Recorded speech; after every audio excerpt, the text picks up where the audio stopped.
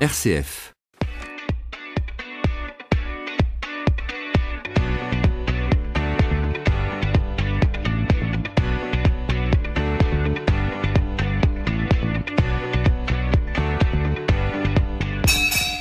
C'est l'heure du goûter! Avec Luc Tilmans et Philippe Cochineau, bonjour. Bonjour Patrick, bonjour Luc. Bonjour Philippe, bonjour Patrick, bonjour à toutes et à tous. Bonjour à chacune et chacun d'entre vous. Voilà. Et il est quelle heure à Liège?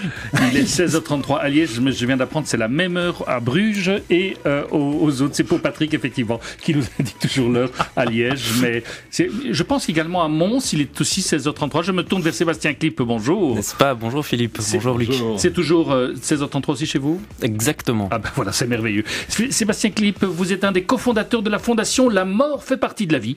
On va un petit peu découvrir avec vous cette fondation. On a toute une heure parce que ça me paraissait vraiment intéressant de discuter un petit peu de ça. Et puis vous êtes jeune, donc se dire voilà un jeune comme ça qui parle de la mort. On peut connaître votre âge en fait, parce qu'évidemment les auditeurs et auditrices ne vous voient pas. Nous on vous voit. Bien sûr, j'ai bientôt 30 ans. Voilà, bientôt 30 ans. Bientôt 30 ans. Il y en a 29. 29. On doit vous souhaiter bon anniversaire dans les semaines qui viennent ou... Non, en mars. En mars, ça va. On a le temps. Eh bien, écoutez, on va passer cette heure avec vous pour un petit peu découvrir votre fondation là, que vous avez cofondée avec 2 autres personnes. La mort fait partie de la vie.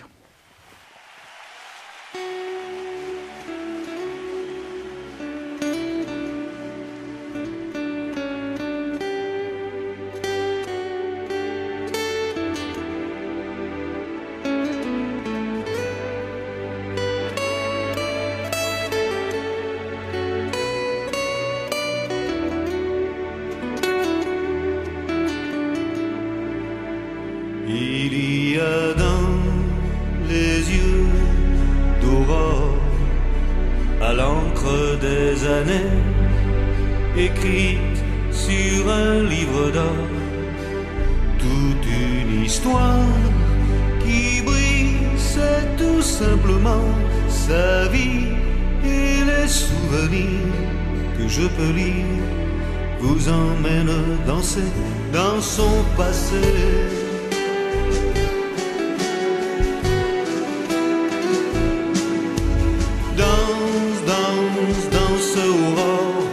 Avec ton fiancé,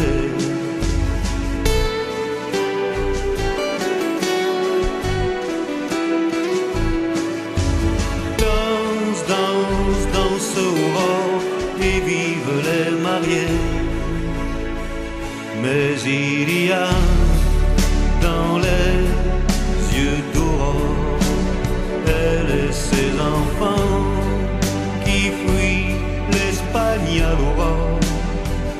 Ils sont venus lui prendre celui qu'elle aime, Franco, sombre souvenir que je peux lire, gravé dans le passé, dans son passé.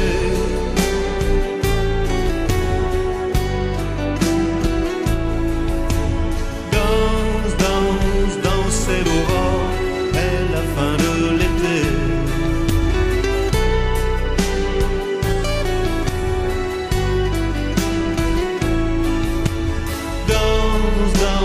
Danse aurore, elle n'a plus jamais dansé.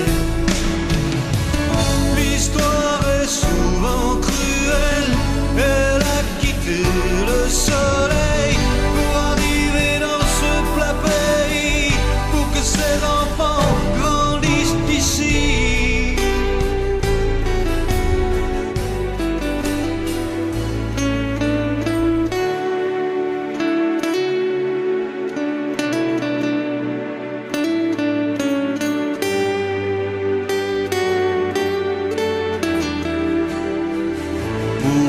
Les siens survivent pour qu'un jour je puisse vous dire en 1900 est né quelqu'un d'épatant.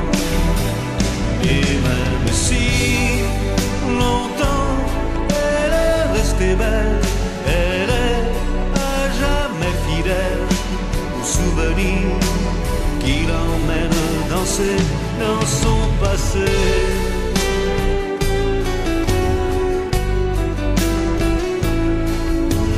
Danse, danse, danse aurore avec ton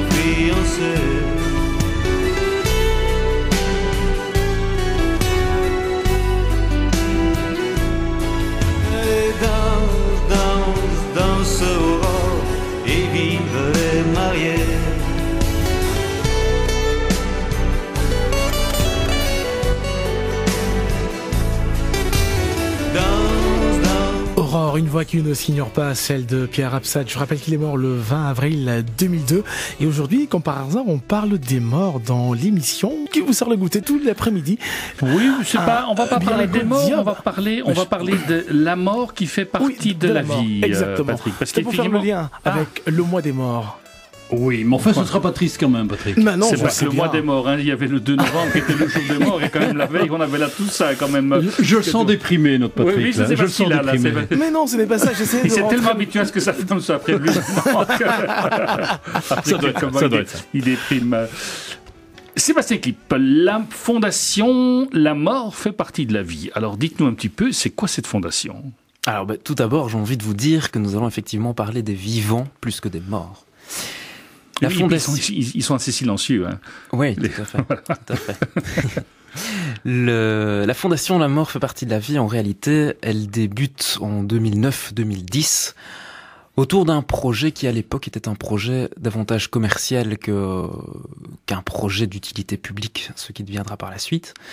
Et donc, on a mis en place avec un ami un projet commercial qui tournait autour de la publicité.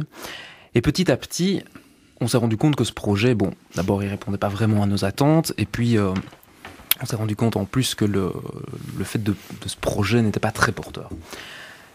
Et on a ressorti d'un de ces tiroirs un autre projet qui est un projet qui tourne déjà à cette époque-là autour de la mort, et qui consiste à transmettre ses mémoires au travers d'un site web. Et donc on est parti dans de grandes réflexions quant à savoir comment construire un site web qui permet à tout un chacun de partager ses mémoires et de les transmettre à la postérité. Alors ça, c'est le point de départ. Et puis, cette grande aventure, elle débute là, et elle va débuter également avec la rencontre de Sandrine et Sylvie, qui sont les deux cofondatrices avec moi pour la fondation. Et de cette rencontre, il va naître pas mal de choses. On va se rendre compte assez rapidement, après avoir mis en place les albums de vie, donc qui est un site web, comme je viens de le dire, on va se rendre compte que les gens sont en attente de bien plus que ce site web, et qu'ils ont besoin de parler de la mort d'une manière ouverte et de partager quelque chose autour de la mort. Vous avez dit juste avant la chanson de Pierre Absat, au tout début de l'introduction de cette émission, que vous étiez jeune, vous avez 29 ans. Oui. C'est habituel que des gens de votre âge, ça s'était passé il y a 5 ans, là, ce premier projet. Vous aviez 25 ans. Est-ce que la mort est quelque chose avec lequel vous avez toujours vécu? C'est quelque chose qui vous a fortement touché? Qu'est-ce qui fait que vous avez été, ou est-ce qu'il y a une fascination? Comment se fait-il que quelqu'un de jeune comme ça s'intéresse à la question de la mort? Alors, personnellement, je pense que très tôt, je me suis posé beaucoup de questions sur beaucoup de choses. Et quand on prend un petit peu conscience de la vie, on a cet esprit d'être sur un chemin, d'évoluer sur un chemin. Et puis, il y avait la question de la finitude de ce chemin. Et il est vrai que je me suis posé la question de savoir quelle était la finalité, quel était l'aboutissement de ce chemin. Et puis, je me suis rendu compte, à mon avis, très tôt également, que certaines personnes disparaissaient autour de moi, qu'elles soient proches ou moins proches. Et donc, depuis longtemps, c'est une interrogation. Et j'ai sans doute, d'un point de vue philosophique, pas mal réfléchi à la question. Et ça m'a amené, in fine, bien plus tard, à créer cette fondation et à porter ce projet. C'est quand même étonnant, à 25 ans, qu'on se pose ces questions-là. Je suis d'accord que, on peut se dire... Ça en a étonné plus d'un. Moi, je dirais la fameuse question d'où vais-je, etc. Bon, très bien, mais... Qu'est-ce qui motive profondément un gars quand même de 25 ans de me dire, est-ce que c'est la recherche vraiment du sens de sa vie, du moteur de sa vie, c'est quoi?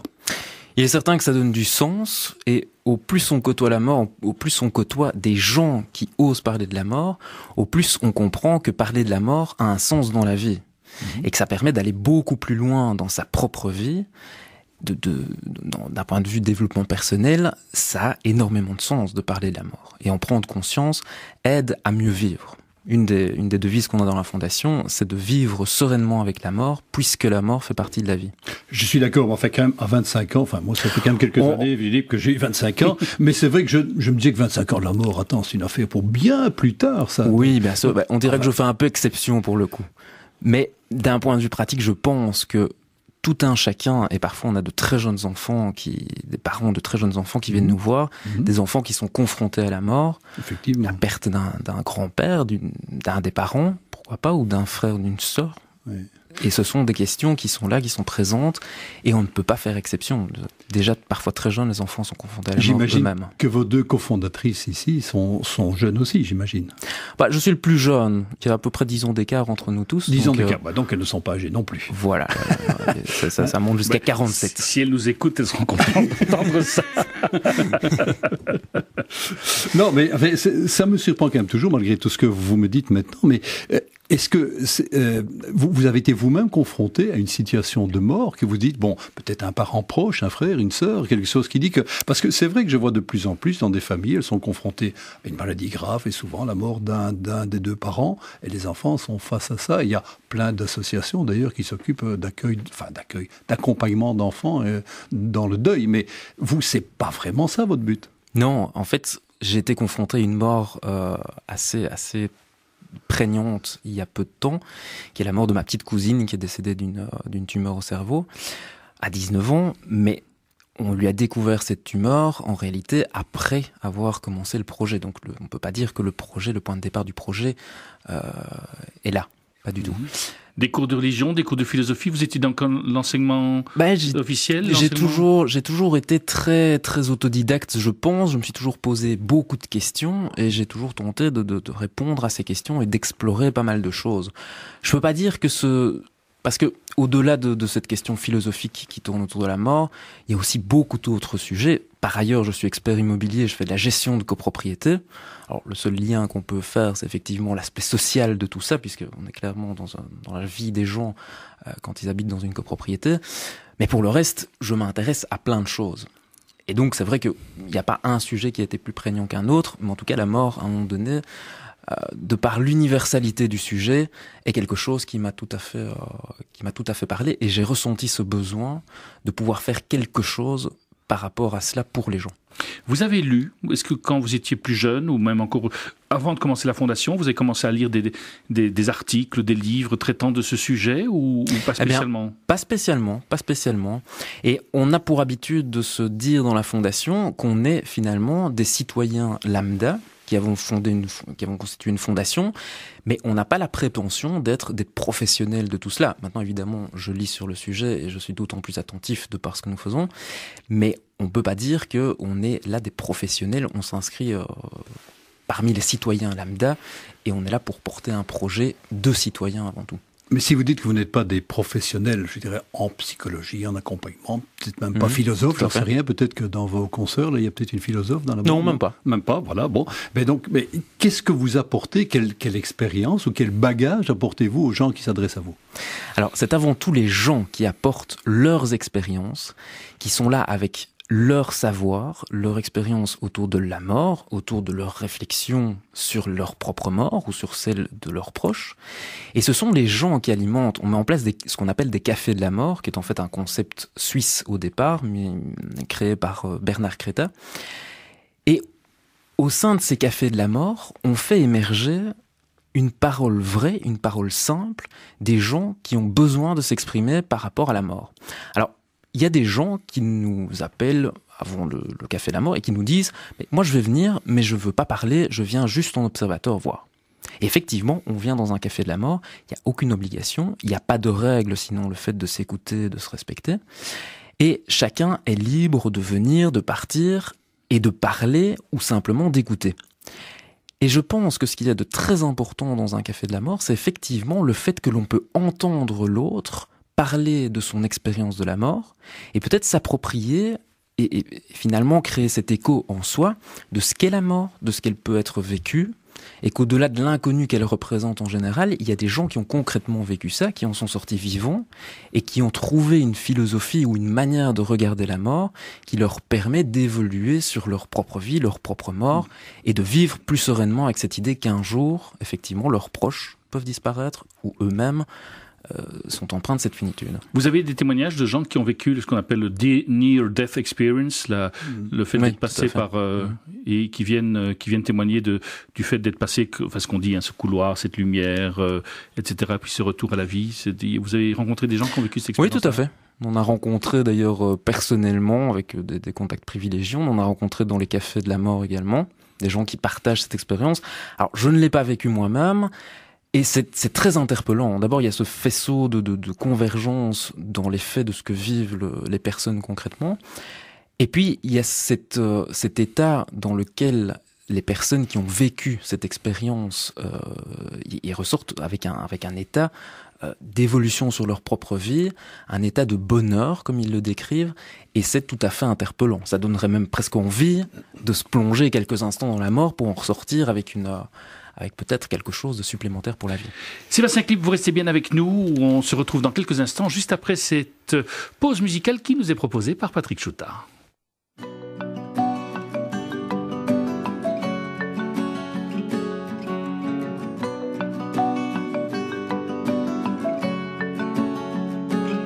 Et quand bien même ma vie te pose un problème, et quand bien même je t'avoue ce que j'aime, et quand bien même jamais je ne dis que j'aime, et quand bien même ça reste toujours un problème, et moi quand même je perds toujours ce que j'aime.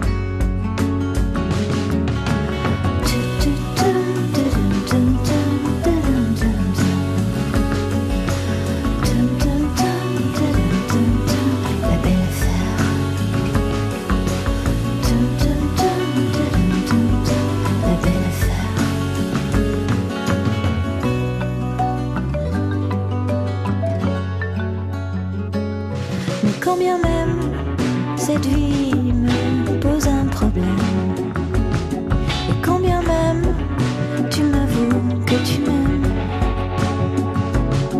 mais quand bien même jamais je ne dirai je t'aime, pour moi quand même ce sont mes larmes que je traîne, mais moi quand même je perds toujours ce que j'aime.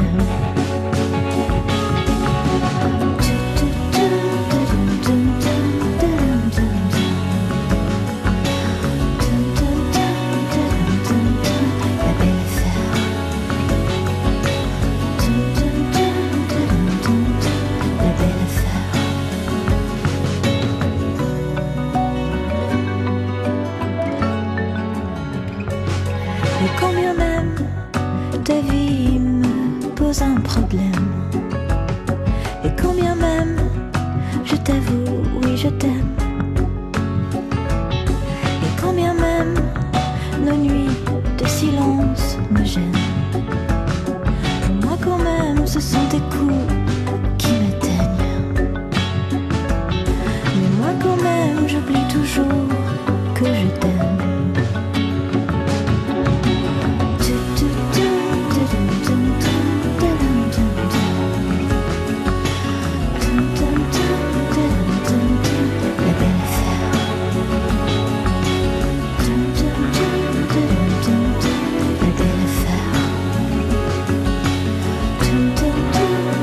Coralie Biolay à l'état civil, mais vous appelez-la Coralie Clément, c'est la sœur de l'autre, la sœur de Benjamin Biolay, évidemment.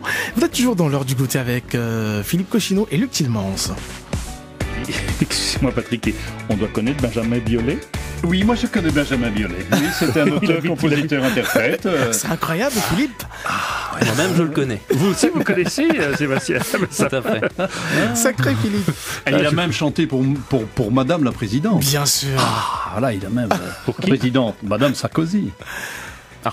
Je ne savais rien. Mais... Ah, pour Carla? Carla Pas Bruni. tout de suite Carla, c'est plus facile. J'avais dit, Madame la Présidente, on ne sait plus lequel c'est, plutôt avec celui-ci. Allez, ça. revenons à des sujets sérieux, Philippe. Oui, tout à fait. Nous sommes pas si sérieux tout de même. Voilà. Peut-être avec vous, Sébastien Klipp, je rappelle, vous êtes cofondateur de la fondation La Mort fait partie de la vie. Ça se passe comment, ce café de la mort? Vous avez ouvert un café avec des cercueils, des squelettes, le truc. Ça existe, hein, à Bruxelles, il y en a. Oui, tout à fait. Est-ce que c'est ça que vous appelez un café de la mort ou bien non, pas du tout? C'est exactement ça, à l'inverse, complètement. C'est pas mal. Alors. C'est bien dit, ça, finalement. C'est tout à fait ça, l'inverse. Oui. En réalité, l'important, à notre sens, parce qu'encore une fois, les cafés ont été créés en Suisse par Bernard Crétin, et il a mis en place des cafés de la mort, et nous a-t-il confié, pour l'avoir rencontré, que il s'était un petit peu fait, j'ai envie de dire écrasé, mais c'est pas ça qu'il faut dire, par le secteur autour de la mort. Tant les psychologues que les pompes funèbres, qu'un tas de gens qui sont venus un petit peu prendre parti dans son café de la mort. Et d'ailleurs, ça s'appelle chez lui un café mortel. Maintenant, il a passé la main à d'autres personnes. Où le café mortel, on peut voir un truc. On a préféré café de la mort. Il était important pour nous de dire que c'était un café de la mort. On nous a déjà fait la suggestion pas mal de fois de remplacer le nom et de dire café de la vie ou que sais-je d'autre. Mais il faut dire ce dont on parle, très clairement. Et le fait est que donc le café de la mort, nous avons voulu l'inscrire dans un lieu de vie, et en l'occurrence un lieu de vie de prédilection, c'est à notre sens le bistrot, le café, qui est en ville, qui est dans un lieu privilégié, là où on peut discuter le plus simplement du monde autour de sujets quels qu'ils soient. Et on amène donc dans le café sans exclure personne. On vient s'inscrire vraiment dans le café. Évidemment, on réserve le café, on se met d'accord avec le cafetier. Mais on arrive et il y a des gens qui sont là autour. Donc on forme un petit groupe, un petit cercle où on essaie d'être plus ou moins disparate pour ne surtout pas que ça fasse groupe de parole. Et on vient s'inscrire au milieu des autres personnes. Et il n'est pas rare que des gens viennent se joindre à nous. Des gens qui n'avaient pas connaissance de l'événement viennent se joindre à nous et participent tout à fait ouvertement à l'événement. Et c'est pas des groupes de parole. Non, vous dites bien. Pas du tout. C'est pas des groupes de parole, ce sont des groupes de partage. Donc, on n'est pas là pour faire un débat, bien que parfois on en vient à faire un débat. Le but est vraiment de pouvoir partager ce qu'on a envie de partager autour de la mort. Et donc, vous en avez qui peuvent vous raconter une petite histoire qu'ils ont vécue tout à fait anecdotique. Vous en avez d'autres qui vont vous parler d'une manière plus philosophique de la mort. Et d'autres qui vont vous raconter que ils ont perdu X et Y tout récemment. Mais il y a quand même chaque fois peut-être un sujet d'amorce, parce que bon, on arrive comme ça, on va parler de la mort, qu'est-ce que je vais raconter sur la mort? Enfin, je ne sais pas trop bien. Pas nécessairement, ça part assez rapidement. Et alors bon, si les gens ne perçoivent pas tout de suite le concept, c'est moi ou Sandrine ou Sylvie qui racontons une petite histoire personnelle qui nous touche. C'est parce qu'ils sont mortels. C'est pour ça. Encore Sébastien, il a une tête de croque-mort, donc il n'a pas besoin de commencer. Quoi, il arrive, etc. Là, on va parler de la mort. Oui, pas du tout. Non, parce que les gens, évidemment, les gens s'inscrivent quelque part. Les gens savent qu'ils vont parler de ce thème-là. Oui, voilà. Mais est-ce que le but, c'est pas finalement de casser les tabous sur la mort? Bien sûr, bien sûr. Et quels sont encore les gros tabous qui résistent aujourd'hui sur la mort? Ça fait toujours tout aussi peur, forcément, mais quand même. Ça fait peur, et puis on entend de plus en plus de gens qui nous disent franchement, nous, on n'a plus peur de la mort. Alors, moi, je m'interroge moi-même de savoir si j'ai encore peur de la mort. À force d'en parler, je sais que quelque part, ça me permet de me tranquilliser par rapport à cela, de mieux vivre.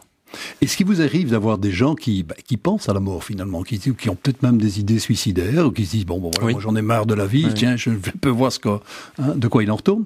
Et là, effectivement, on veille à avoir, tant que faire se peut dans un café de mort, une personne qui est psychologue ou qui, en tout cas, peut prendre en main ce type de cas particulier. J'allais dire, parce que bon, on peut comme ça parler de tout et de rien autour d'une table, comme on le fait autour du micro aujourd'hui. Mais en même temps, je me dis, on touche à quelque chose de grave. C'est un sujet. Et c'est vrai qu'on peut rencontrer des gens qui sont vraiment en perdition. Alors, qu'est-ce que vous faites? Eh bien, donc, on relaie. Alors, on a un tas d'associations. Et d'ailleurs, c'est une des deuxièmes missions de la Fondation. C'est vraiment de relayer et de donner connaissance de ce que un tas d'associations existent. On les voit trop peu et on en a trop peu connaissance autour de l'accompagnement du deuil, de la mort. Je pense aux soins palliatifs. Je pense à des associations comme Vivre son deuil, qui sont là, en fait, pour accompagner concrètement ce type de cas. Et ce sont des partenaires pour vous? Ce sont des partenaires, oui, tout à fait. Ce sont des partenaires, on co-organise les cafés de la mort, on met en place un tas d'autres événements qui peuvent aider à parler de la mort, et ils sont effectivement partenaires. Je pense que, en tout cas, dans la Fondation, on a cette vocation de fédérer autour de nous et de donner connaissance de ce que chaque association existe, localement en général, et qu'elle permet justement d'aller plus loin sur cette question de la mort. Est-ce que les trois cofondateurs sont toujours là, sont toujours présents quand vous commencez un café de la mort? Est-ce que vous êtes tous les trois là pour accompagner le groupe ou bien pas spécialement? Pas nécessairement, et je vous dirais même qu'à l'heure actuelle, on a tellement de demandes qui viennent. Alors on a des demandes qui viennent de la France, on a un peu de demandes qui viennent de la Suisse, on a des demandes qui commencent à arriver du Canada, évidemment la Belgique. Et donc on a tellement de demandes que ça nous crée une charge de travail assez impressionnante. Donc il n'est pas rare que moi seul j'aille animer un café, qu'on donne le relais quand c'est en France à des volontaires qui agissent pour nous, ou que Sylvie prenne la main sur un café, et donc on se répartit les tâches. Et notre but premier aujourd'hui, c'est aussi de trouver des volontaires, des gens qui peuvent nous aider à relayer ce qu'on fait et à mettre en place de manière autonome des événements tels qu'on les propose. Vous restez bien avec nous, Sébastien Klipp, je rappelle, donc cofondateur de la fondation La Mort fait partie de la vie. Ces rencontres sont tristes ou pas ? Absolument pas. Absolument pas. C'est une très bonne nouvelle parce que justement, ce n'est pas à ce niveau-là, mais nous avons quand même à vous proposer des cadeaux qui sont offerts par le Trocadéro ici à Liège, le théâtre du Trocadéro. Si vous souhaitez participer au spectacle, enfin pas dans la pièce, Hier est un autre jour, le 13 novembre à 20h, il nous reste 3 places à vous offrir. En fait, c'est pas nous qui vous les offrons, c'est le Trocadéro de Liège qui vous les offre. Hier est un autre jour, donc c'est une pièce humoristique avec les comédiens associés. Le 13 novembre, 3 places à 20h. Il suffit de téléphoner au 04 237 0071, 04 237 0071. Si par contre vous dites non, c'est pas ce spectacle-là que j'ai envie d'aller voir, mais j'irai bien le 21 novembre en soirée également, c'est-à-dire à 19h30, pardon. À 19h30, assister à une des revues qui est proposée par le Trocadéro. Eh bien, c'est pour le 21 novembre.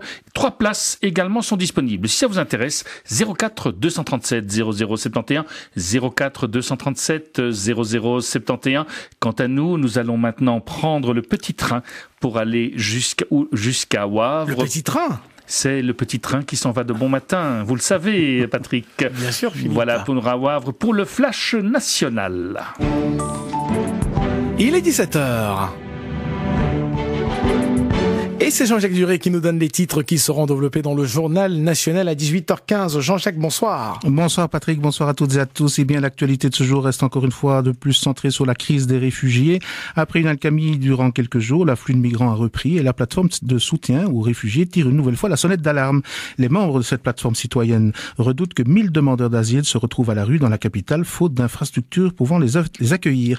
D'après la plateforme de soutien, entre 100 et 120 réfugiés arrivent quotidiennement à Bruxelles depuis le week-end dernier.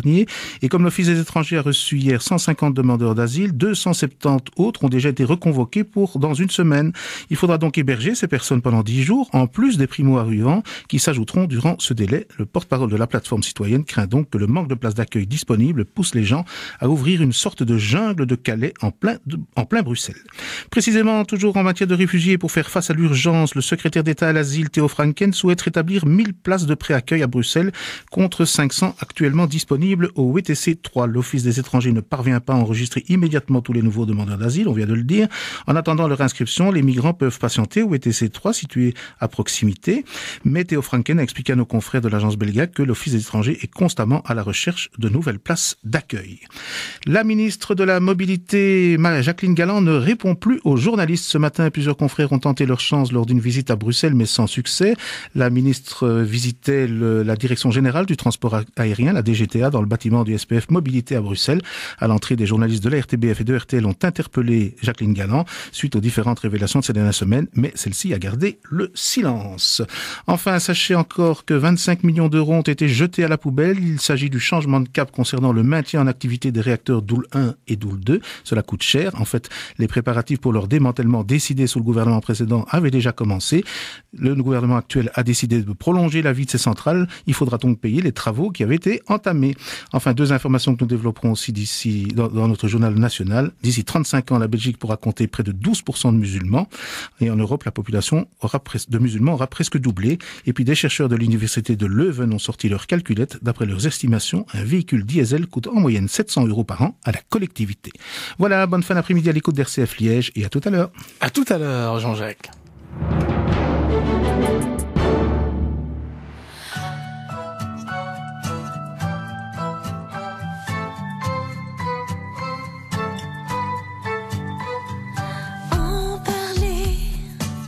D'embrasser, c'est du temps dépensé à ne pas s'embrasser.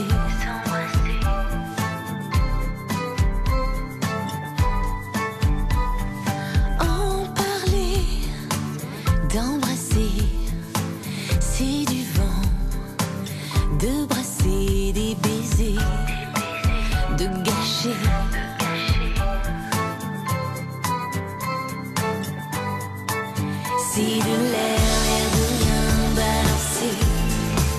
dans les airs du carbone rejeté. Faut se taire, qu'on se donne des baisers. Faut le faire, je déconne qu'à moitié, qu'à moitié.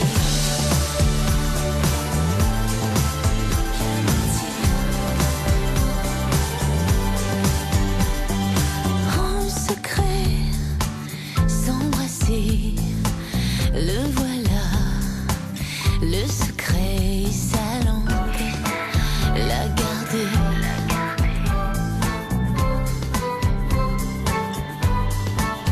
C'est de l'air de rien balancé, dans les airs du carbone rejeté. Faut se taire, qu'on se donne des baisers. Faut le faire, je déconne qu'à moitié, qu'à moitié.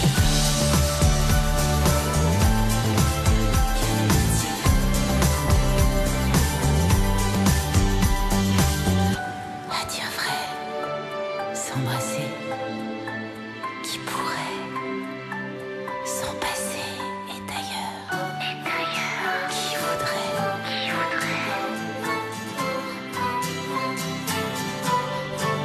C'est de l'air de rien plus léger.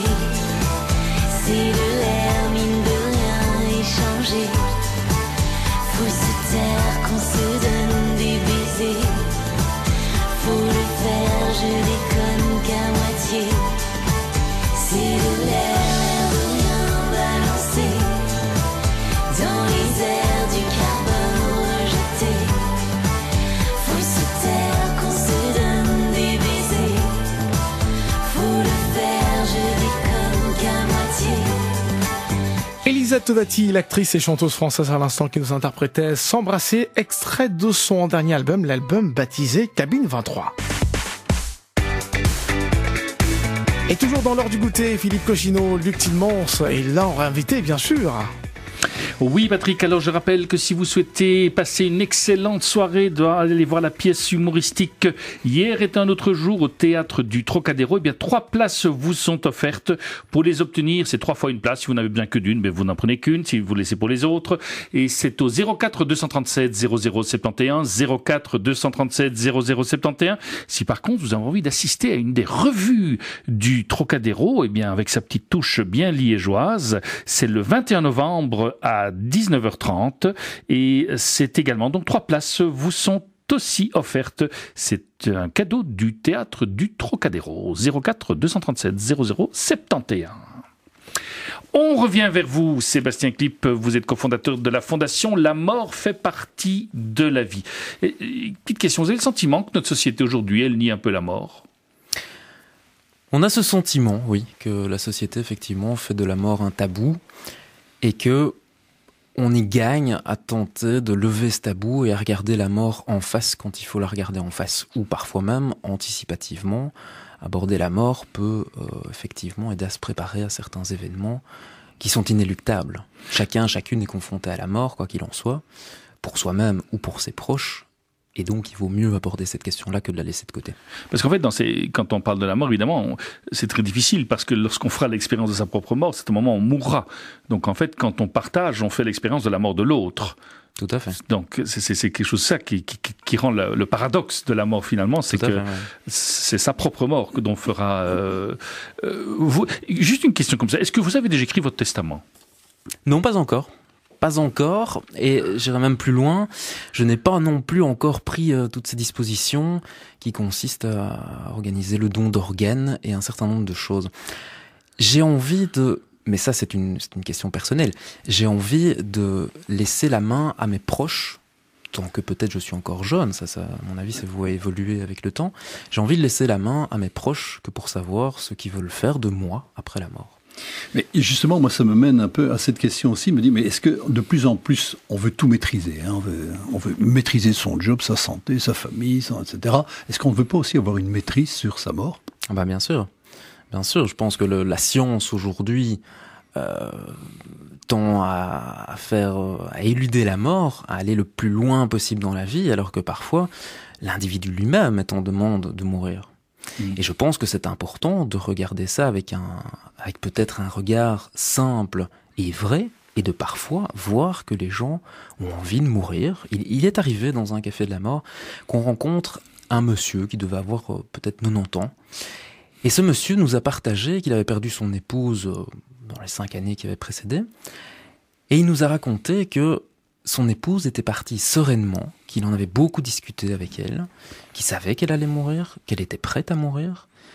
Et qu'en définitive, lui venait nous parler dans ce café de la mort pour nous expliquer, pour nous raconter que lui-même, maintenant, avait organisé un certain nombre de choses avec ses proches, avec ses enfants, ses petits-enfants, qu'il était serein et qu'il avait le sentiment d'avoir accompli quelque chose dans sa vie, et qu'il était prêt à partir, et que chaque jour qu'il vivait était un jour supplémentaire pour lui. C'est important, cette notion de savoir qu'un jour, on peut arriver effectivement à se dire « tiens, j'ai accompli quelque chose dans ma vie et j'en suis arrivé à un point où je suis prêt à mourir. » Mais donc justement, c'est juste le contraire de la maîtrise. C'est pouvoir arriver à la démaîtrise, à l'abandon, à la confiance et dire « Allez, je suis prêt, je fais le pas. » Voilà, exactement. Oui. Et c'est quelque chose qui parle aux gens quand on leur dit... Je rencontre pas mal de personnes âgées aussi dans mon autre métier qui est donc expert immobilier. Et ces gens, de temps en temps, me confient des choses en me disant que, bah oui, tiens, moi, j'en ai un peu marre. Maintenant, je voudrais laisser la place aux autres. Est-ce que les gens vous parlent d'une belle mort ? C'est quoi une belle mort ? Les gens nous parlent peu, finalement, de leur propre mort. La crainte principale, c'est de ne pas mourir dans la souffrance.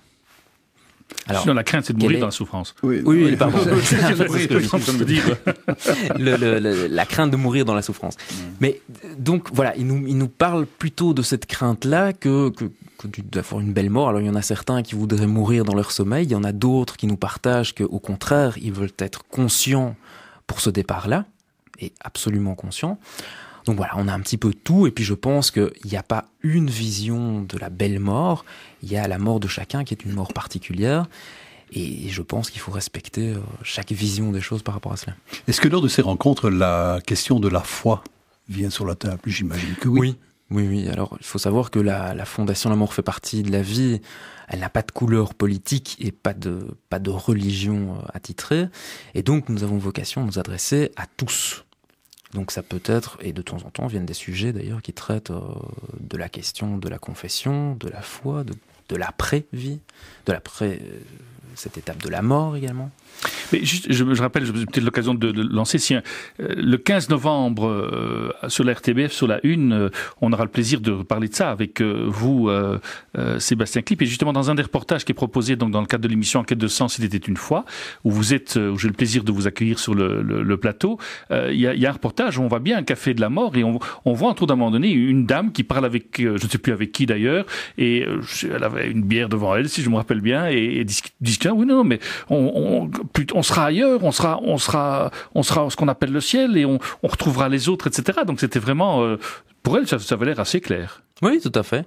Il y a des gens qui ont des idées très, très... alors cette dame, en l'occurrence, et elles étaient deux d'ailleurs, les deux dames qui sont venues, se sont en quelque sorte affrontées dans un premier temps sur un sujet qui était de savoir si on doit expliquer aux enfants que on peut monter au ciel, que le défunt monte au ciel. Et puis que de l'autre côté, il y a peut-être ce problème du non-accomplissement, parce qu'il est monté au ciel, donc il va redescendre. Et puis, de cet affrontement du début, ce qu'on voit notamment dans le reportage, il en résulte, in fine, quelque chose d'intéressant, parce que les deux visions se sont rencontrées, et il n'y a pas une des visions qui est prépondérante par rapport à l'autre. Elles ont réussi à discuter et à se mettre d'accord sur le fait qu'effectivement, chaque cas est particulier et qu'il y a peut-être des enfants qui vont pouvoir comprendre le fait qu'on monte au ciel, et ça va leur parler, ça va leur correspondre. Et puis il y a peut-être d'autres enfants, et je pense notamment, on a fait une intervention il n'y a pas très longtemps dans un centre de personnes déficientes mentales. Eh ben, ces gens-là, il faut peut-être pas leur expliquer de la même manière qu'on va monter au ciel, parce que pendant de cela, c'est qu'on va redescendre du ciel. Donc effectivement, chacun a une vision particulière, et je pense que c'est la multiplicité des visions qui fait la richesse autour de ce sujet. Est-ce qu'au cours de ces rencontres aussi, vous avez l'occasion de donner quelques clés ou quelques outils pour vivre un deuil ? Oui, tout à fait. Et donc on met en place nous-mêmes, au sein de la Fondation, ce qu'on appelle les albums de vie. D'ailleurs, j'en profite pour le dire, on a une nouvelle version, une version tout à fait améliorée qui normalement devrait sortir pour le 15 novembre. Et dans cet outil qui est un outil sur le web, on vient apporter du contenu. Alors ce sont des photos, ce sont des vidéos, ce sont des écrits, un tas de choses qu'on a envie de partager avec ses proches, et on en ressort ce qu'on appelle un album de vie qui va être transmis aux générations futures, à ses petits-enfants, à ses arrière-petits-enfants, et peut-être à des générations d'ailleurs qu'on ne connaît pas.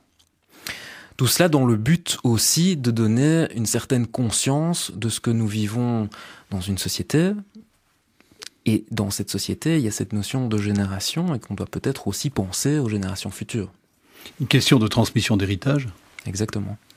Plus que de l'héritage, est-ce que, par exemple, dans ces albums de vie, si vous avez déjà eu l'occasion d'accompagner l'un ou l'autre album de vie, il y a parfois des secrets de famille. Est-ce que certaines personnes vont profiter de cet album de vie pour justement mettre au jour un secret de famille qui se transmettait un peu dans le non-dit, justement pour arrêter cette transmission mortifère par le silence. Tout à fait. En réalité, il y a des petites fonctionnalités sympas qu'on utilise ou qu'on n'utilise pas, mais il y a notamment la possibilité de pouvoir transmettre un message post-mortem en définissant une date. Et donc, alors il faut comprendre que l'album de vie, on peut choisir de ce qui est public ou non, et ce qui va être publié ou non.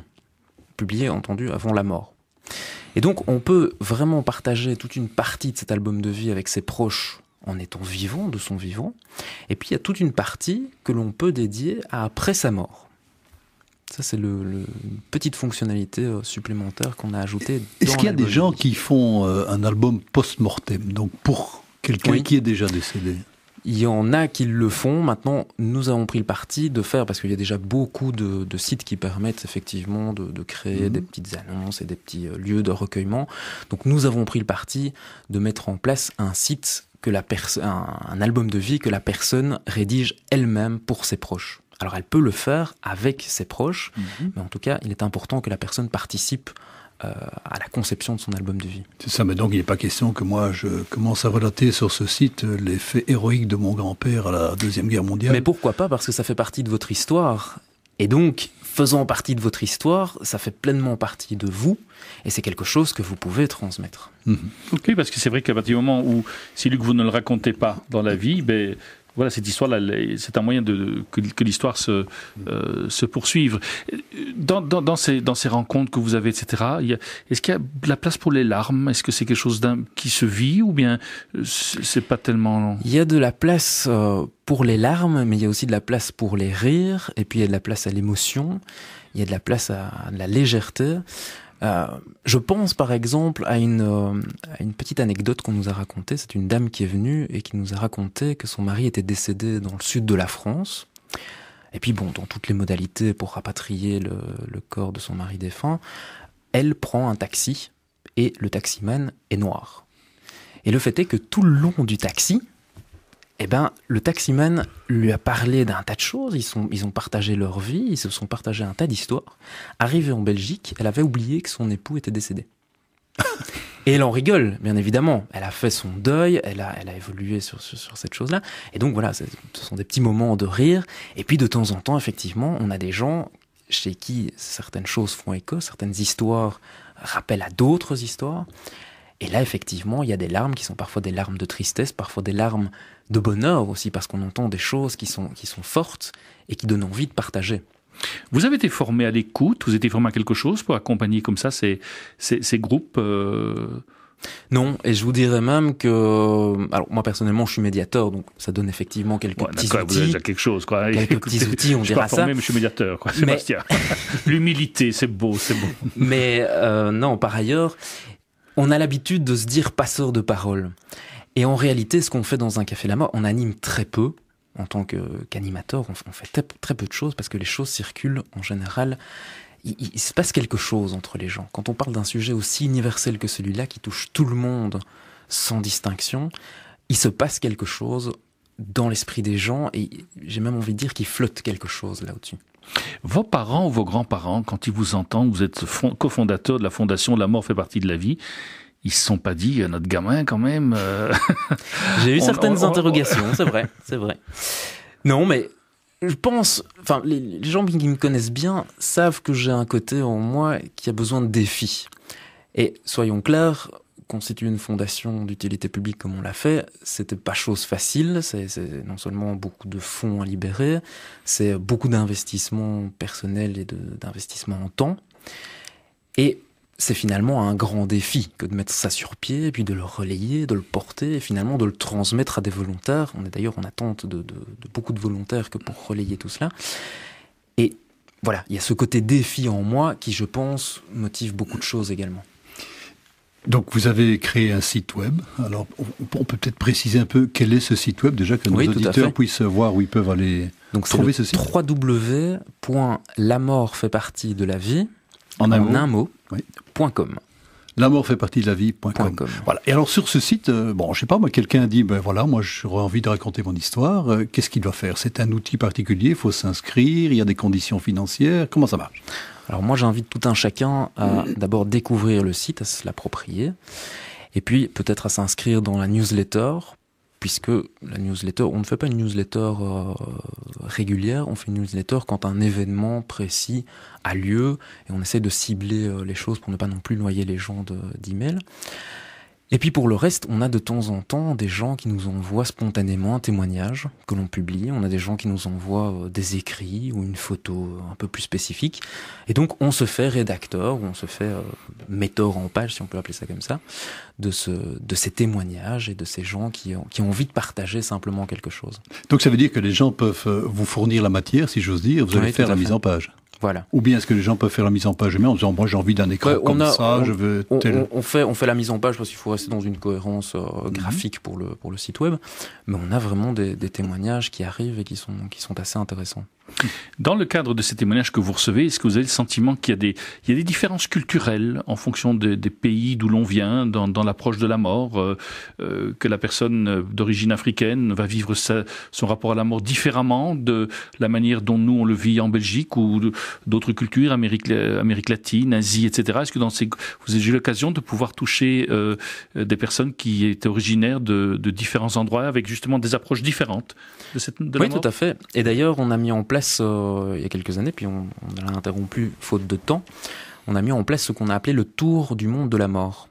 Et donc ça avait vocation justement, et c'est sur le site sous forme de petits articles relativement courts, qui permettent de découvrir dans une culture donnée, dans un lieu géographique donné, les pratiques autour de la mort, la manière de voir philosophiquement la mort, et on essaie de mettre en concurrence comme ça les choses.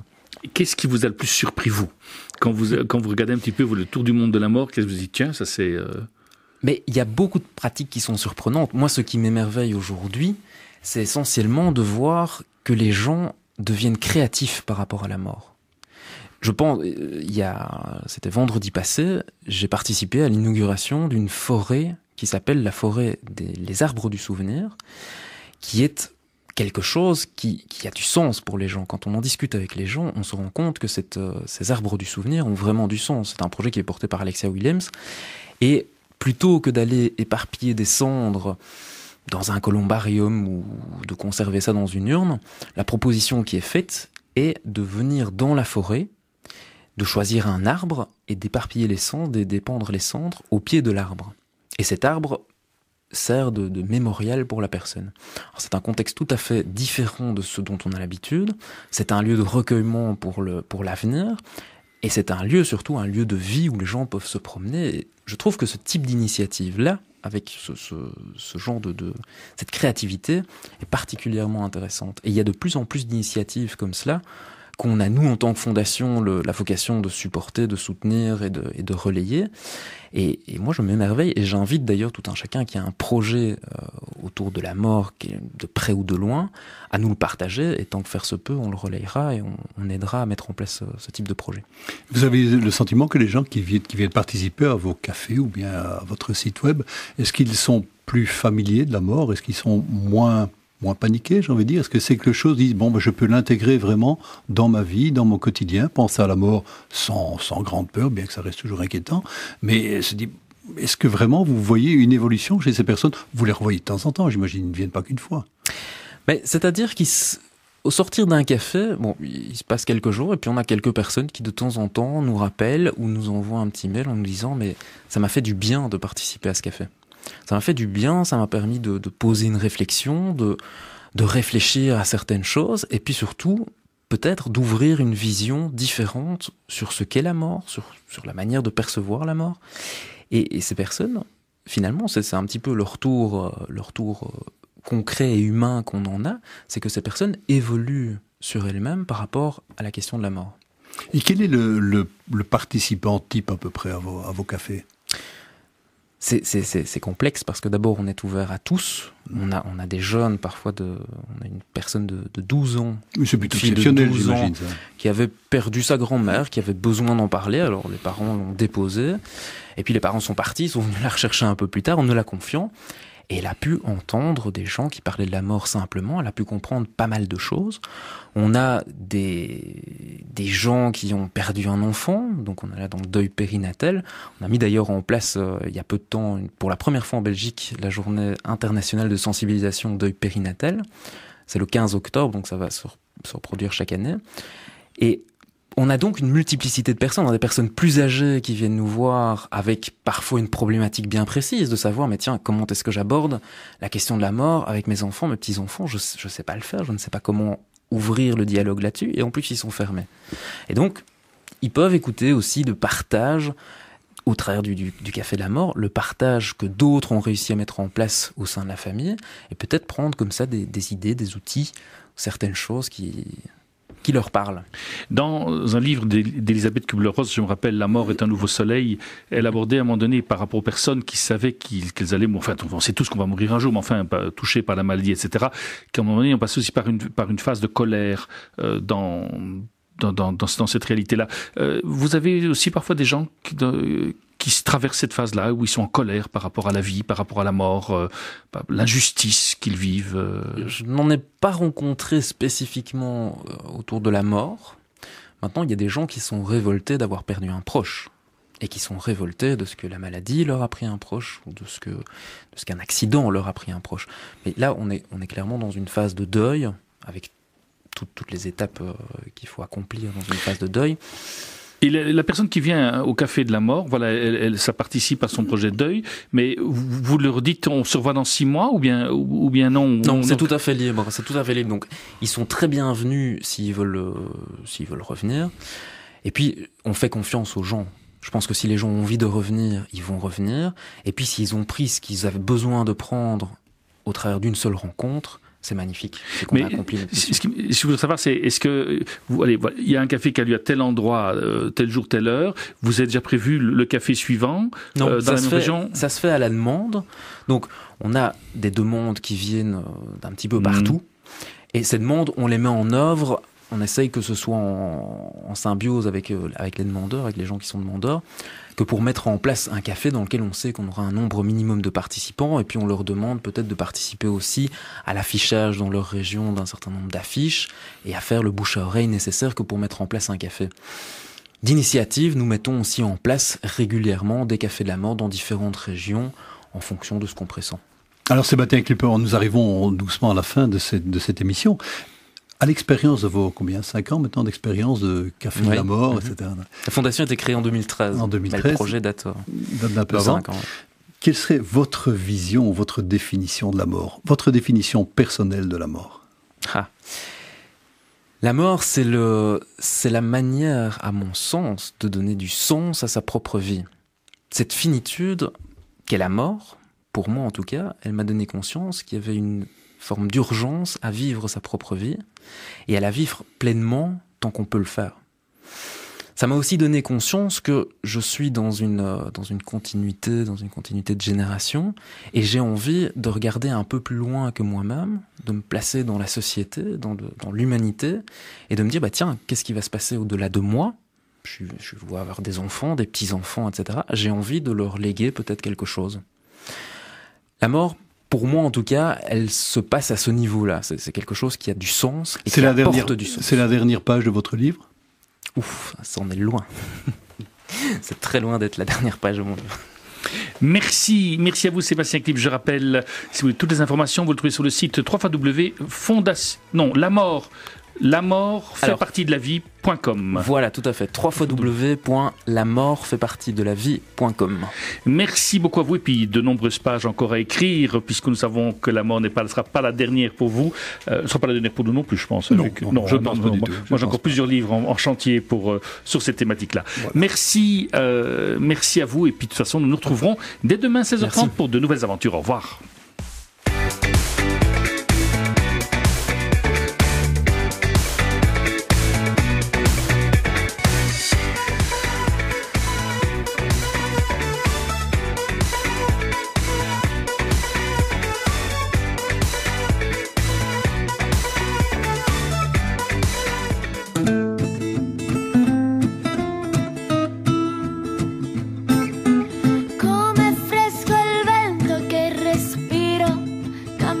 Sopra un filo sospeso nell'aria, in questa posizione precaria assomiglio più alla vita e alla mia felicità.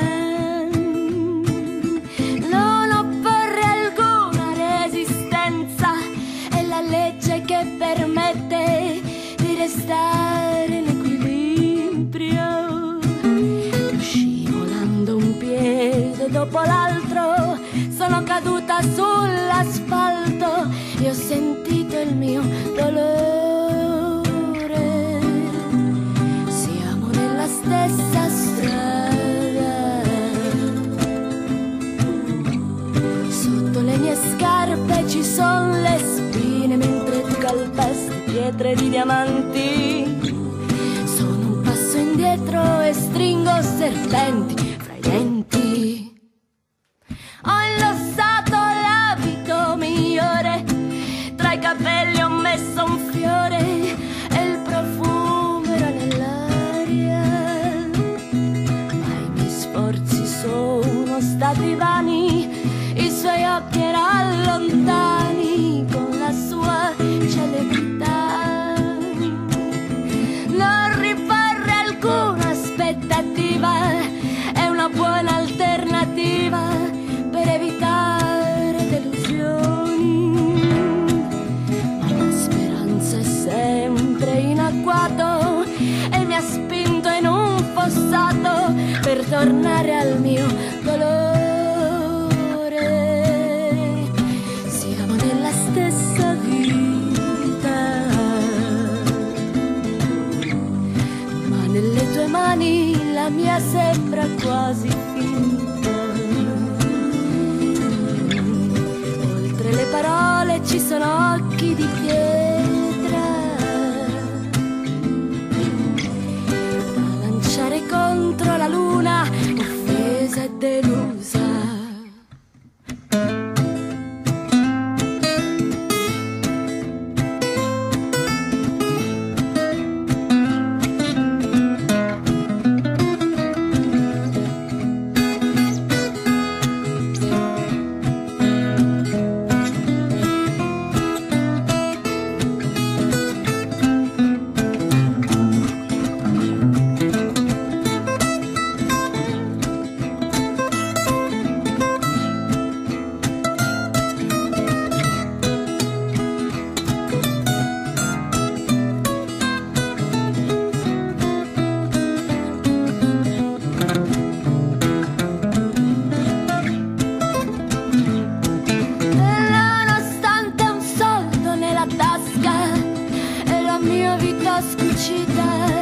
E traslochi di cartone mi ritrovo un passo dopo l'altro a distendere la vista sulla mia serenità.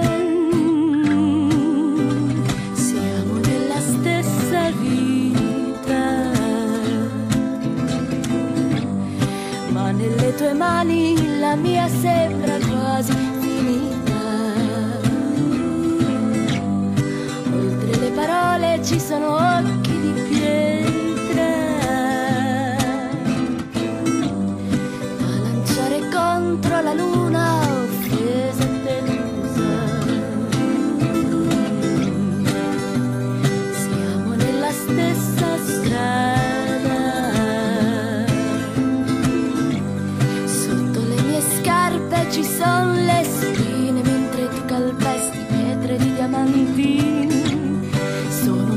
indietro e stringo serpenti fra i denti.